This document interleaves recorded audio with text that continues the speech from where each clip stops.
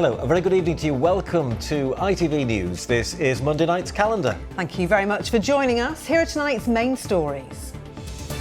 A pot of gold to reopen Doncaster Sheffield Airport, as South Yorkshire's Mayor says he's ready to sign a cheque for £160 million of public money.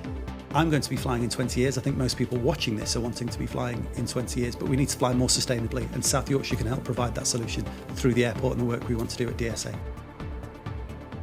The hope is that once these gates behind me reopen, holiday flights and the economy here could be taking off.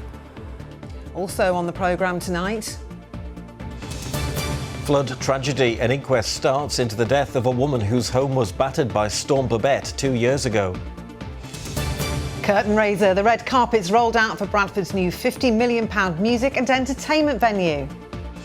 And the clock is ticking, with just under an hour to go until the transfer window slams shut. I'll have all the transfer news live from Ellen Road.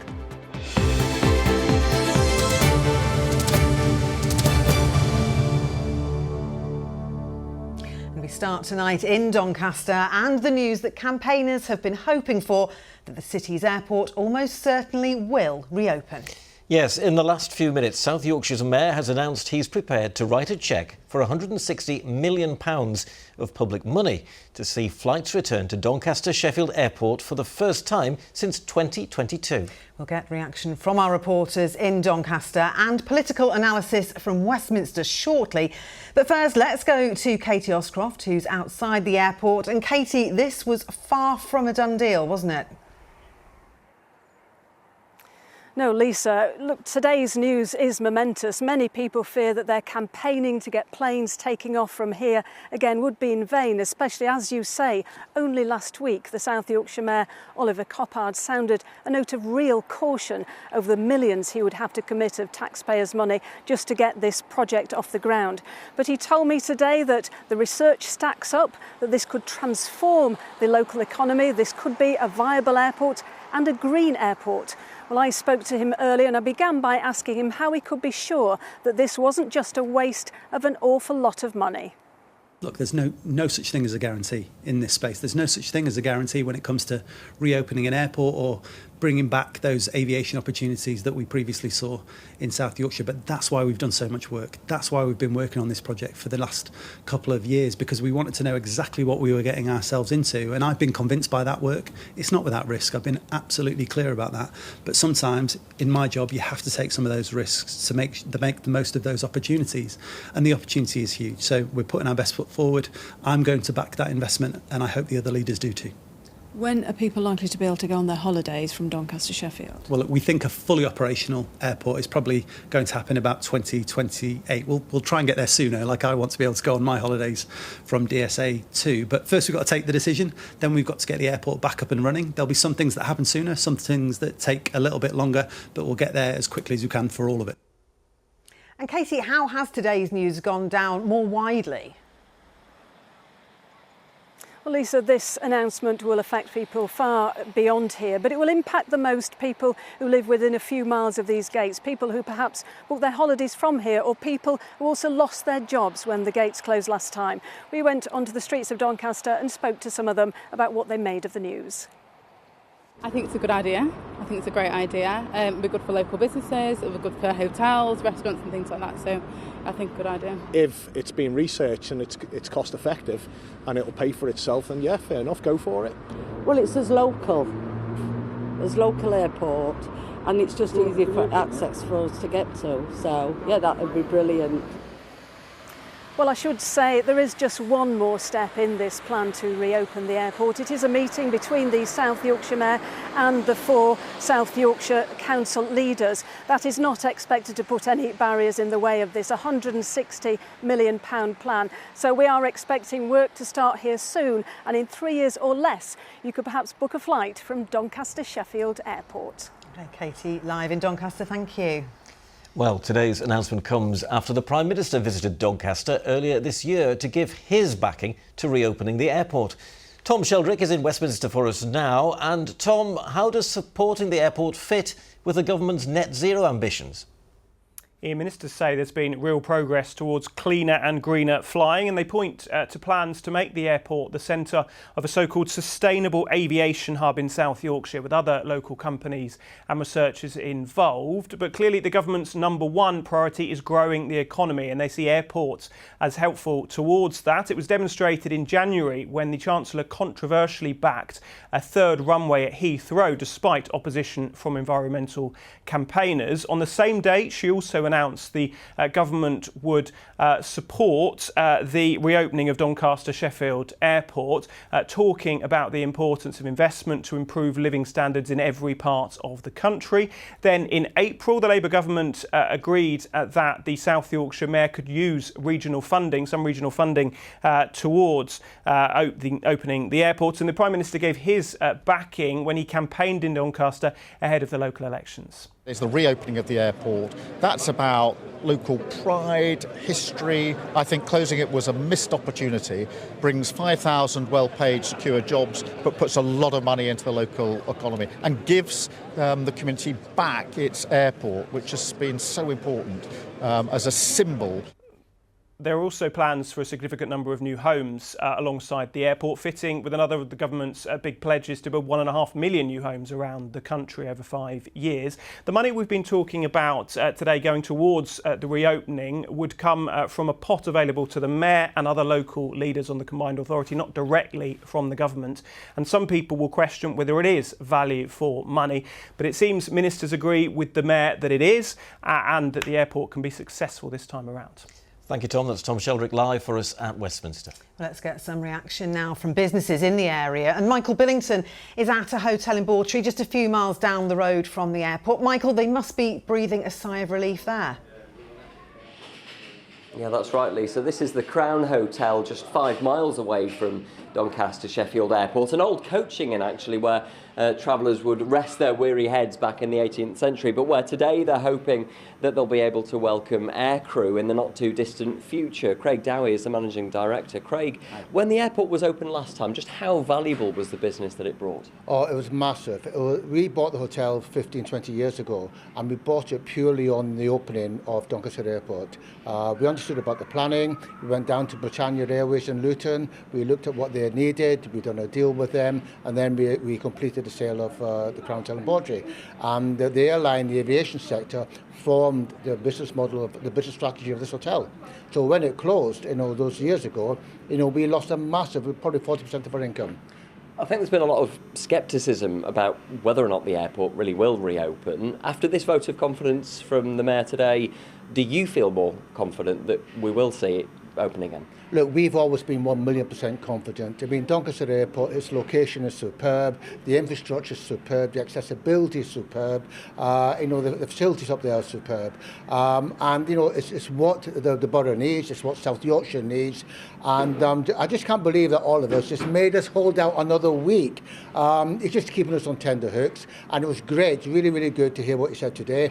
Backing Ross Jones up to the hilt, because Ross Jones wears Doncaster on the sleeve. I think superb. We're 100% behind everyone. Let's just get it done. Don't wait another week, Oliver. Fantastic, Craig. Thank you very much indeed. Well, Anne Mosley is an independent travel agent. Anne, obviously when the airport was open last time, in the 17 years it was operational, it never managed to make a profit then. Is there enough of a demand for air travel to be able to sustain an airport in this area? Absolutely. The local residents and surrounding areas, they're really excited about the pending opening of it, and I get asked week in, week out, can we book our holidays yet from Doncaster?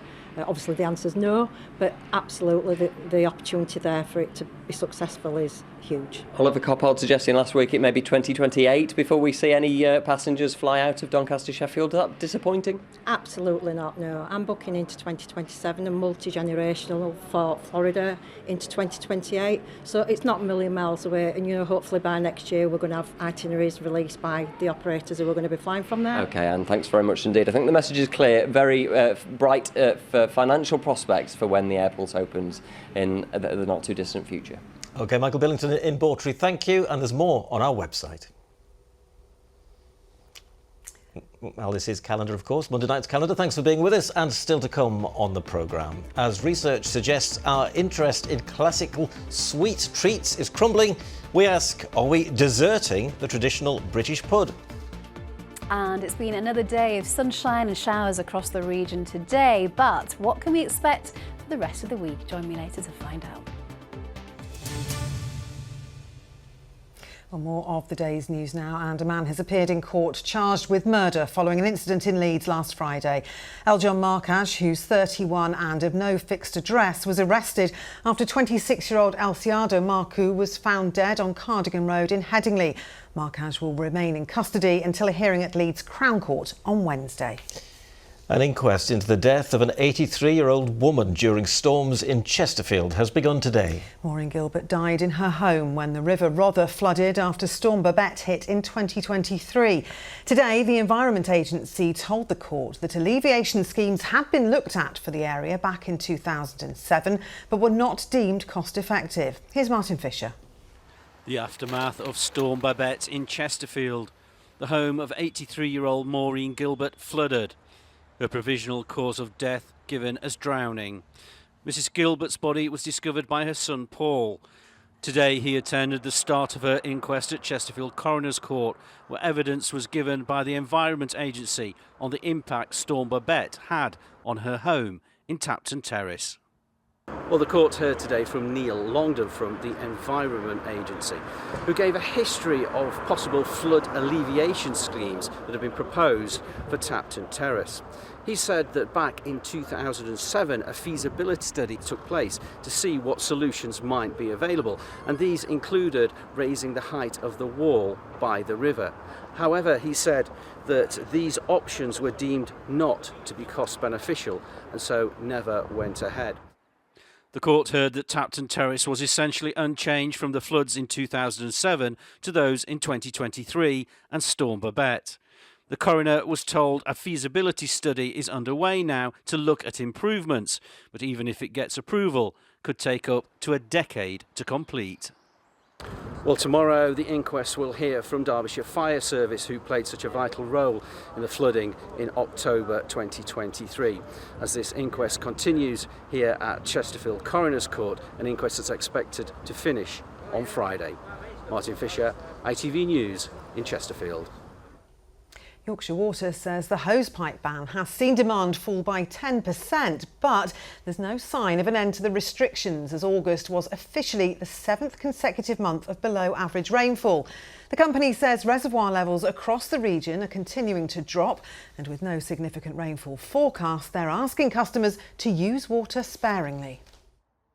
So our levels are currently just below 36%, so they're at 35.8%. And they fell 3.3% from the previous week. For average for this time of year, we should be up at around the 73% mark. So you can see we're well below where we need to be, and they have continued to decline week on week since the end of January, in fact. Right, it's time for some sport now. So let's say good evening to Chris, who's with us here. And Chris, a busy old day in the world of football. Oh, not half in. Yeah, love it all over. It's transfer deadline day, of course. We're into the last hour and things are hotting up.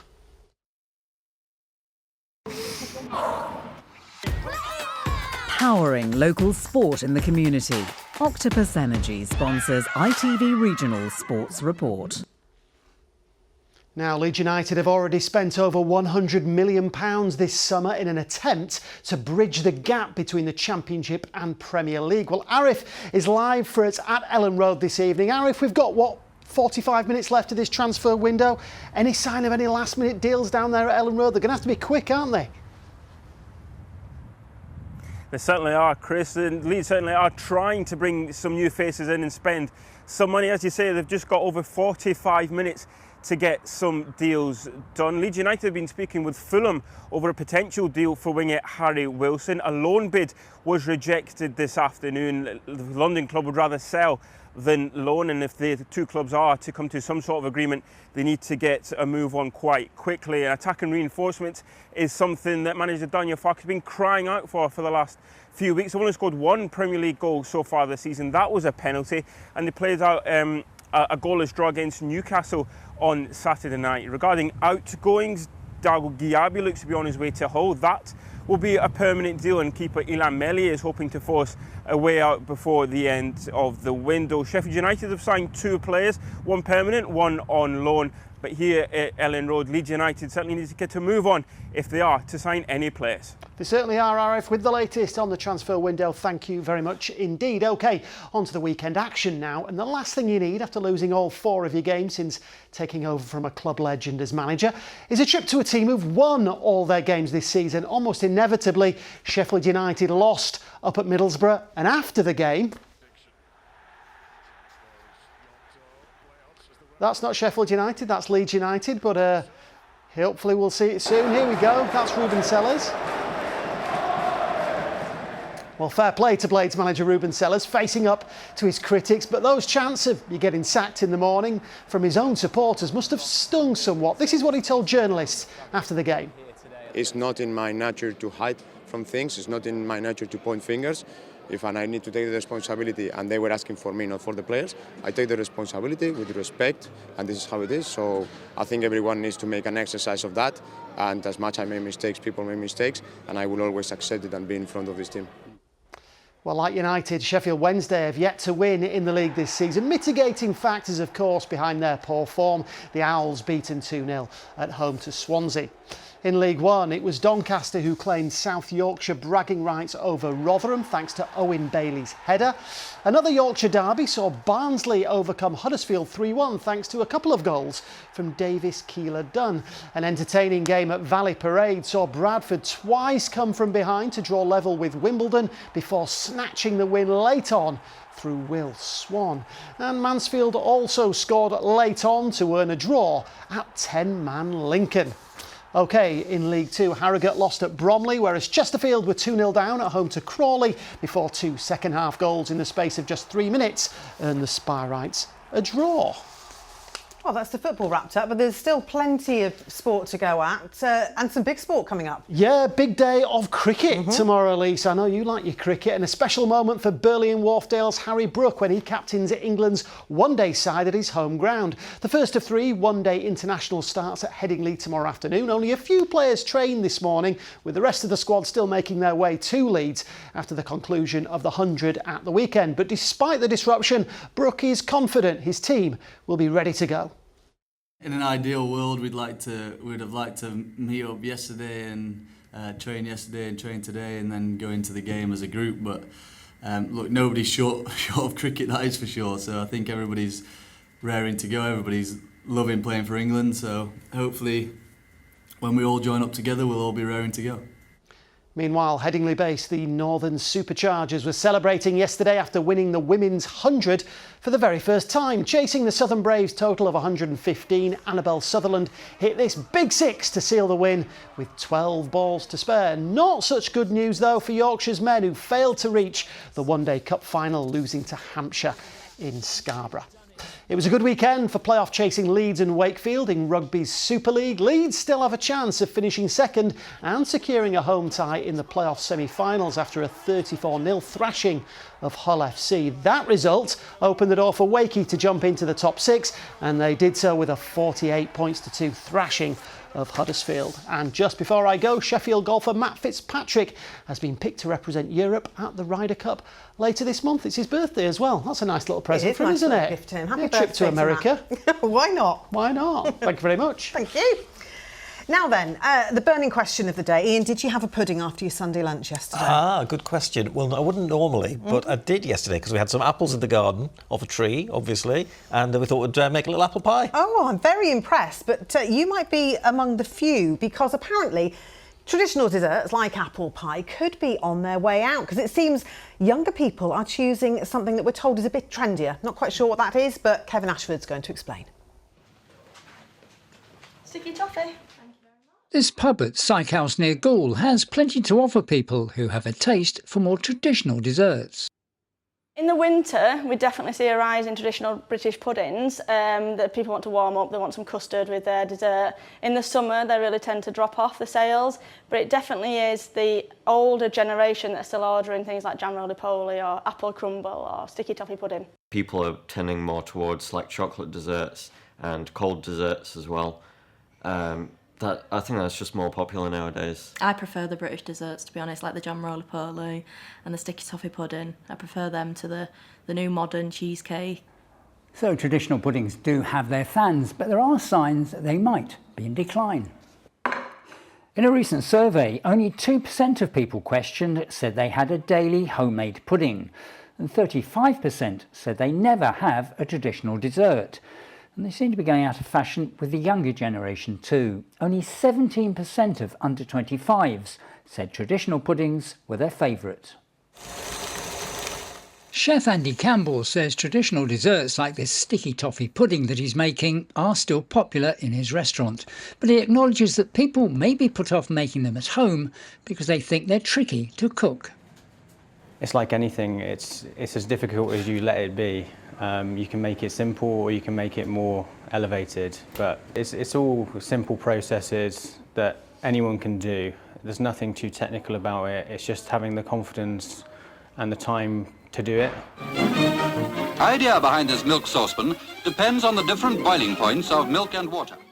Pudding making in the UK reached a bit of a peak in the middle of the last century as kitchens became equipped with gadgets that made cooking easier, although puddings have been around since medieval times. However, English Heritage say if current trends continue, traditional desserts may be gone completely within a few decades. I would certainly feel it'd be awful if they disappeared off our culinary palette and we didn't have them on a regular basis. And you know, it is a generational thing, though, isn't it? I mean, a lot of younger people now probably very rarely have a hot pudding, and so there is a danger that they will fall out of the sort of repertoire of what people expect when they go to eat out, as well as what they have when they're eating at home. English Heritage plan to publish old pudding recipes from their archives to try to stimulate interest and taste buds to help preserve a great British tradition. Kevin Ashford, ITV News. Now finally tonight it was a theatre, then a cinema and then it closed in the year 2000 and stood derelict. But last night Bradford Live, known to many as the Old Odeon, had its official opening night with a showbiz-packed gala, as Vicky Smith reports. Back to life. 25 years since closing its doors, the red carpet was rolled out for Bradford Live's opening night. Hosted by 4 household names calling themselves the Pratt Pack, their own take on the Rat Pack. Look who I've managed to get just before the show. It is the Pratt Pack. So tell me then, why here? Why Bradford? Why not? It's brilliant. We love Bradford and this beautiful new venue. I mean, 3,500 seater. You won't believe this, Brad. It's sold out. Yeah, it's great. It's really good. And we were asked by Sir Howard Panter and Dame Rosemary to come and do this, open this venue up. And to be here now with this Bradford being the City of Culture 2025 is wonderful. Being friends, what does it add to this show? What does it bring? That's the basis of everything. That is the basis. Our main criteria is to make each other laugh. That's the main reason for doing it. Because as Brian just said, we've known each other for 40 years, and we all want to try and make each other laugh. And it is rock and roll. When we stay at hotels and all that, seriously, it's like rock and roll because we eat all the biscuits in the room. And Haribo. Yeah. And this place is no stranger to rock and roll, in its glory days hosting the Beatles and the Rolling Stones. For many in the audience now, these walls hold special memories. Beatles here, a long time ago. The pictures, of course. It's taken such a long time to get sorted, but what a wonderful event now. So tell me then, memories of this place, first dates, first kisses, what? First date? Absolutely the first date, when it was a cinema, wasn't it? Yeah. You two, was it your first date? Yeah. It's nice to actually see it as it used to be. So yeah. Good for Bradford. People have been telling me about it and how it's, been completely redone and how proud they are of it, and people are excited. Many feared, though, that this day would never come. After the Odeon closed in 2000 and it stood derelict for years, the council bought it for just £1 in 2013. The reopening was cast into doubt when the previous operators withdrew last year. Trafalgar Entertainment stepped in to take over this £50 million venue and to ensure that the people of Bradford and beyond could see its transformation from this to this. I hope it will be a real hub for enjoyment, for people feeling better, and for the city becoming more vibrant and more prosperous. It hasn't been a smooth journey for this venue, facing criticism for being delayed and over budget. But having already taken more than £1 million at the box office, bosses here hope what was once known as the Palace of Entertainment has a bright chapter ahead. Vicky Smith, ITV News, Bradford. Fantastic to see new life breathed into that building. Absolutely. And Vicky Smith, friend of the stars, eh? Very much so. Right, the weather forecast. Here's Amanda now. A clear start makes way for a day of ancient discoveries. TUI sponsors ITV Yorkshire Weather.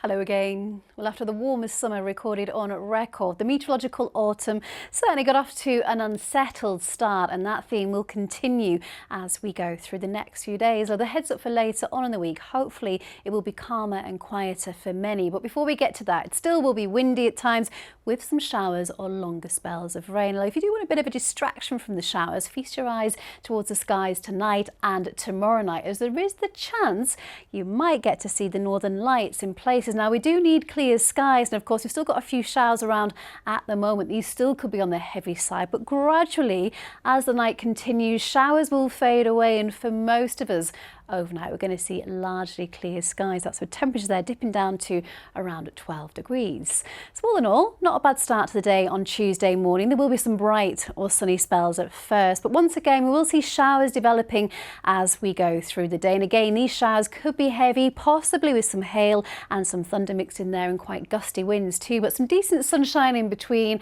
and a top temperature there of around 20 degrees. So later on we might just see a bit more rain just pushing into the south, but at this stage it's looking like more like a day of sunshine and showers. And then Wednesday, we're keeping our eye on this feature here. You can see another deep area of low pressure working its way towards the UK. You can see the squeeze and the isobars. It will be windy once again with some outbreaks of fairly heavy rain at times too. But then once that moves out of the way, looks like Thursday again will be sunshine and showers. But Friday, if things go to plan, we get a ridge of high pressure, it will be calmer and quieter for many. Bye-bye. TUI sponsors ITV Yorkshire Weather.